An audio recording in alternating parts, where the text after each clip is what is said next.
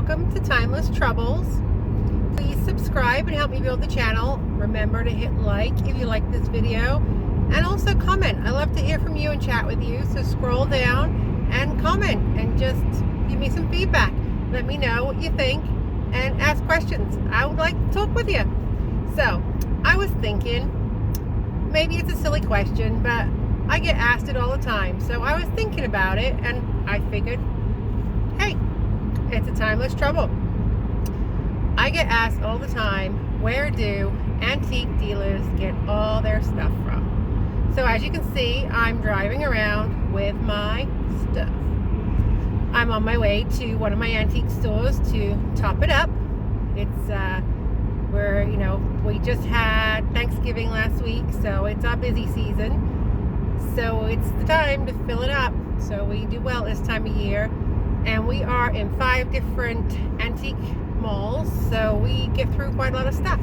So we get asked all the time whether people see it in my house, whether they see it in my car, whether they see me putting it out. We get asked all the time, where do you get your stuff?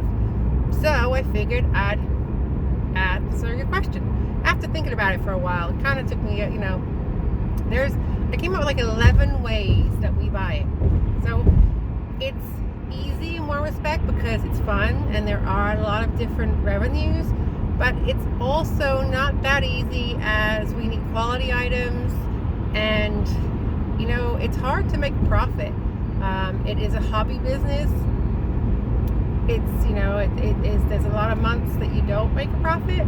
There's a long slow season, so it's tough. It's a big glare, huh? It's sunny today. It's actually flurrying and it's sunny, so we'll see how this goes with this bright dark. So there was like 11 different ways that I came up with. It's actually more than that, but 11 that we use. So number 1 is you.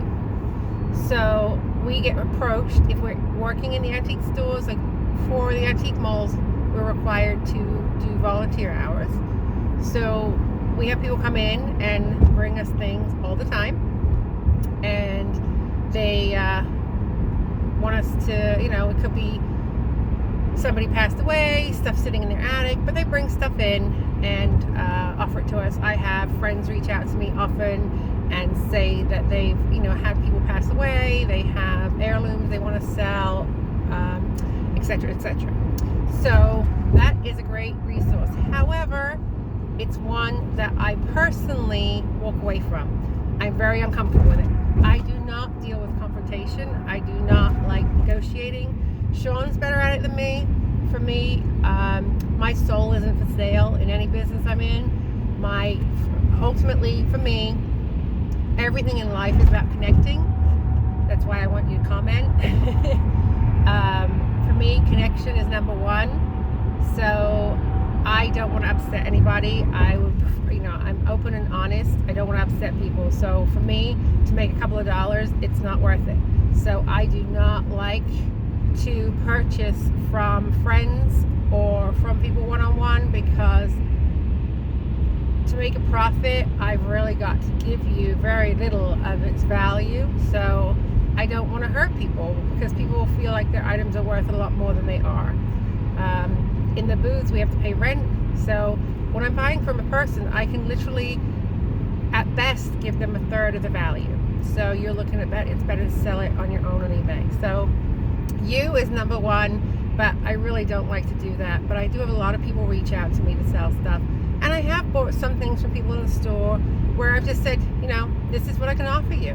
I have to make a dollar on it. I have to make money on it. I have to make at least, I can only offer you 1/3. 1/3 for you, 1/3 for me, 1/3 for rent. And this is what I can offer you, and that's it. And, no offense. And I still have bought some things. Secondly, estate sales. Sean loves to go out on a weekend and do estate sales and yard sales, that being number 3. Estate sales, I would totally recommend if you're trying to sell a bunch of stuff. If you had someone pass away, it's a great way to sell a lot of stuff. There's some great companies, and if you're in New Jersey, in my area, there's some I would highly recommend to you. We actually have a little notebook of ones that we won't bother with because they won't negotiate. Their prices are really high. So we literally keep a notebook so we don't bother wasting our time. And we have some that are stupendous, that are pleasant. They have great sense of humor. They're compassionate. That if we have time, we can't wait to get to. Like we just look forward to seeing them. So we will try and go on. Generally, an estate sale is Thursday to Sunday, so we'll try and hit it up on a Sunday. Obviously, estate sales try to get their customers top dollar, as they should. So we'll try and go on a Sunday. Often they'll have like a half price on a Sunday because they're running out of time. So at that point, they just want to try and move product for their client. So we'll go on a Sunday, and then often we'll make a pile of the stuff we want, and then we can negotiate for the best deal possible. Because obviously, we're in it as a business, so we've got to make money, right? Honestly. So we go on a Sunday, and that way we can get the most profit. So estate sales, yard sales, of course it's that Saturday thing. Sean will go out to yard sales. Yard sales are fun. Again, I don't like the whole negotiation thing. Sean's good about that. They say $5, Sean can say $3. I don't like to do that. They want $5, I want to give them $5, and often that's too much because they think it's worth more than I can't sell it for that much. So for me, I don't want to knock them down. So Sean has no problem. Sean has a real gut for value, and he'll see things, and he really kind of has an idea of what it's worth. He's been doing it a lot longer than me. I just got into this business 2 years ago after I lost my full-time job. Sean's been buying and selling on eBay forever, so he really knows what he's doing. For me, it's all new, so I don't want to hurt people's feelings. Connection, number one for me. Poor Sean has to make money to support the family. So yard sales, he does really well because he'll find something really unique, and he'll just have a gut feeling, and he does well with it. And that's how he when the kids were young, he would buy and sell on eBay. If we needed something from, we needed a new roof, we needed a fence, he would go to yard sales. That's all he really did. And he bought and sold on eBay, and he would hustle. If we needed something, he hustled, and he sold and made the money we needed. He just has a great gut for it. Now, what I like about yard sale is you'll sometimes find people that do need to get rid of stuff, like, my own personal collection of Pyrex. We find at yard sales, people selling odds and ends that they do want to get rid of for cheap, or maybe they don't know the value of something every now and again, and we'll even, we'll pay them exactly what they want for it. So every now and again we'll get a good deal, but more, it's tough. So that's number 3. Number 4, flea markets. Flea markets used to be great. They used to be, used to find some really neat stuff, but now it tends to be a lot of newer stuff, a lot of knockoffs. Like you can go and get all the knockoff designer clothing and kind of junky stuff. A lot of dealers. So we'll go walk around, but it's not like it used to be. But talking about flea markets and yard sales, we did, not this past summer, the summer before, in 2018, we did the 127 yard sale. That goes through Alabama. It starts in Alabama, goes through Tennessee, Kentucky, Ohio, ends in Indiana. I think I got my states right. We cut off before Indiana, I think it was, where we cut off. We just touched and came back. Our van was full. We actually ended up going out that way because my son had met a girl online in Tennessee, and it was like, why don't we go out, meet her, and do this yard sale? And I had a friend in Kentucky, so we met her for dinner. But this was incredible. We got such great stuff. The people were fantastic. One guy we met along the road, Sean was looking for the license plates. He makes license plate art. He heard Sean looking for license plates. He invited us back to pick in his shed. So we went back to his property. The guy couldn't have been nicer. Now, I admit, we were a little intimidated. They're a gun-carrying state, and in New Jersey, we do not carry guns. So I admit we were a little intimidated going back to this guy's house where, you know, he's carrying a gun. But he couldn't have been nicer. Really, Sean got to climb through this guy's garage and negotiate. It was fun. And the people were just fabulous. It was such a great experience. We did it for the week. We filled the van, and I would so love to do it again. But it's a long trek from New Jersey, so I don't know. One day we'll go again, but highly recommend it.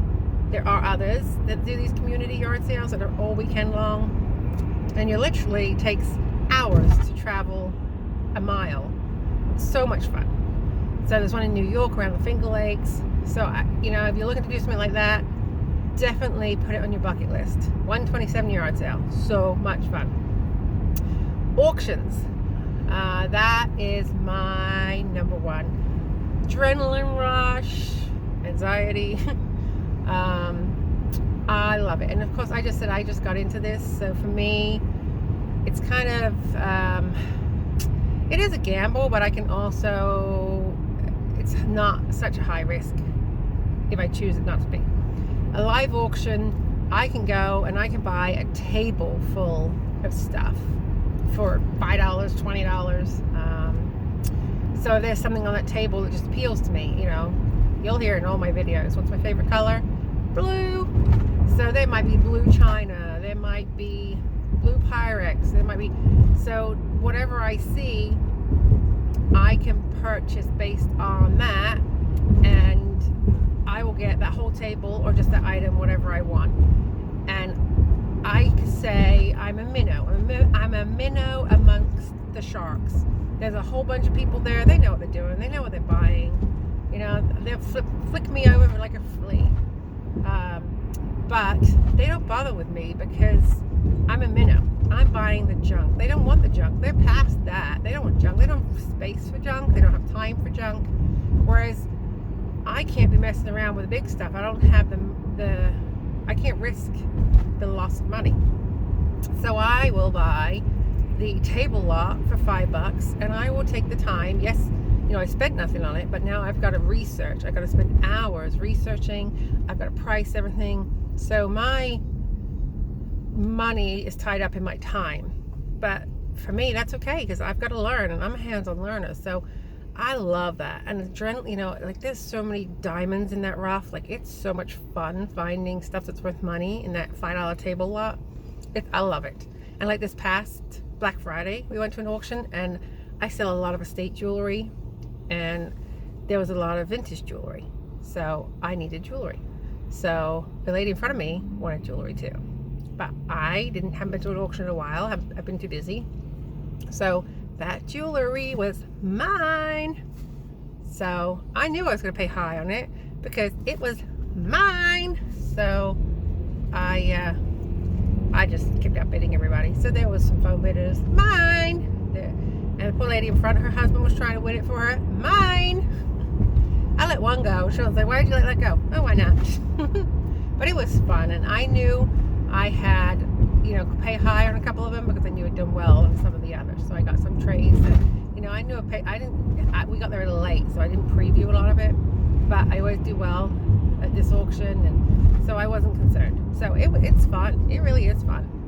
I remember our first auction we went to, and I paid $300, and Sean was like looking at me like, what did you buy? We had a car full. The car was packed, but it was $300 of junk. Literally $5 table lots, $10 table lots. We had no idea what we had in the car. We just went home and it went chink, chink, chink all the way home. It was a lot of Chinaware. We didn't know we could sell it. But $300 worth of junk. And I remember just being like, oh my gosh, it was $300 we just threw away. But we sold the stuff. We did well. We researched it, and it was great, good stuff. And then I remember the first auction that we spent $1,000. And I was like, oh my gosh, that's how much we spent on our mortgage that we just put down at an auction. Oh my gosh. And now, if we're at an auction where there's good stuff, I'll throw down $1,000. If there's good stuff, I said, we were in 5 places. I need product. I'll throw down $1,000. So we've only been in this business 2 years. So it's crazy how much it's grown. But an auction for me is where I buy my product. I don't have to offend anybody. It's fun. It's adrenaline. There's a high profit margin. So that is my go-to. I just love an auction, and they're going on all the time. We could go to an auction every day, so it's fun. Online auctions, we all know about eBay, right? What's the best way for you to sell stuff? If you want to sell stuff, you want to get top dollar, eBay. It really isn't hard. You just have to take the time to do it. I hate it. Sean loves it. I hate it. eBay. So Sean will buy stuff on eBay. Not a lot, but he'll keep, especially like I have my Pandora necklace. For a while there, I was collecting Pandora, and he would keep his feelers out on eBay for, a bargain. But you got to be real careful. There's a lot of knockoffs on eBay. So, he will look for things. He has his searches. So he's always looking, not so much to sell, but just, he's always looking for things that he might want. He'll keep an eye out on eBay. What else? Antique shops and malls, like the places we're at. So we pay rent for a booth. You can rent a shelf, you can rent a cabinet. So again, if you have a larger collection of something you want to sell, you could do something like that. You can rent a spot. They vary depending on what state you're in and what you want. You can get a cabinet or a shelf. I think the shelves, I think in some of our stores you can get a shelf for like $30, cabinet for like $100, booths for like I don't know what the booths start at, 150, I don't know. But yeah, you can rent your spots how big you want, and you sell your stuff, and they're managed, they're open whatever hours the store's open, and there's cashiers there's managers there. I just have to go in and fill them up. Some of the stores I have to do one day a month, one store do 2 days a month, and then I'm just there helping people shop. I'm just there opening jewelry cases, a lock, things like that. So it's fun. You get to meet people, network. So it's fun. So Sean, I love to go to the antique malls, and I like to walk around and see how people have displays. I'm the business, so I like to see the business side of it. Sean will go and he'll find things to buy. He'll find things that people are selling cheap. They've maybe had them a little too long, they want to get rid of it, or they don't know the value of it. They're selling it too cheap. And personally, if I'm selling something too cheap and another dealer buys it, resells it, I don't care. I got what I wanted for it. I could have researched it more. Often I'm selling it based on what I purchased it for. So as long as I got what I wanted for it, I'm happy. I don't care if they resell it in the booth next to me. I got what I wanted. Some people don't like that. Some people feel you should at least take it to a different place to sell it. I'm good with it. I personally, when I first started, people would let me know, oh, you have that marked too cheap. I looked into it. It's based on what I purchased it for, and I want to move it quick. So I have no problem with it. But, it is what it is. So Sean will walk around and he'll find things, and he'll purchase from antique malls and shops. Thrift shops. We all love thrift shops. If we're traveling, we'll definitely, or on a weekend, or look for something to do, we will go to a thrift shop. Don't really find much, but they're fun to look around. With this business, I think number one, you gotta love it. Sean and I live our business. If we have time, or not even have time, even when we don't have time, every weekend, what are we doing? Our business. What are we doing? What's date night? Our business. That's why we got into it. Our kids are 21 and 23. They don't need us. So we want something to do, we go to an auction. We want something to do, we'll go to Habitat for Humanity, the Restore. We'll go to a thrift shop. We look up, we Google what's in the area. That's what we do. That's what we enjoy. We treasure hunt. We pick. Sean loves it. Like yard sailing, I sit in the car. I just go for the ride. I play on my phone. But it's what we do. It's how we live. It's our life. And that's why we turned it into a business. So if you don't love it, you're never going to make enough money to do it. Like, you got to love it to do it. If not, you'll hate it. So you gotta, like, Sean's not really the social side of it, I'm the social side of it. He's the buyer, I'm the business. So thrift stores, we'll go and we'll search them out. If I'm traveling with Sean, we'll search them out. Clear outs is, we've done a few clear outs. Clear outs, again, there's different ways. There's companies that get paid to do a clear out. Again, I'm sucker. I'm all about connections. So I will pay people for clear outs. So that's why I really, really, really try to stay away from you people. Not to hurt your feelings. I can't hurt you. So I end up paying you to clear out your stuff and take your stuff, which generally people get paid to do a clear out. But clear outs are great because, you know, people have, you know, stuff left in the house from where someone's passed away or they're moving, and they'll pay, you know, a few $100s for somebody to come and clear out the rest of the house, just to take everything, and then you take it all home or to a warehouse, whatever space you have, my home, and you go through it and decide what's trash and what's treasure. But you know, that's incredibly genius to these people because, you know, they're not paying for the product. They're paying, it's just man hours of going through, sorting it, you know, getting rid of the stuff, researching it, but they're not paying for product, which is great.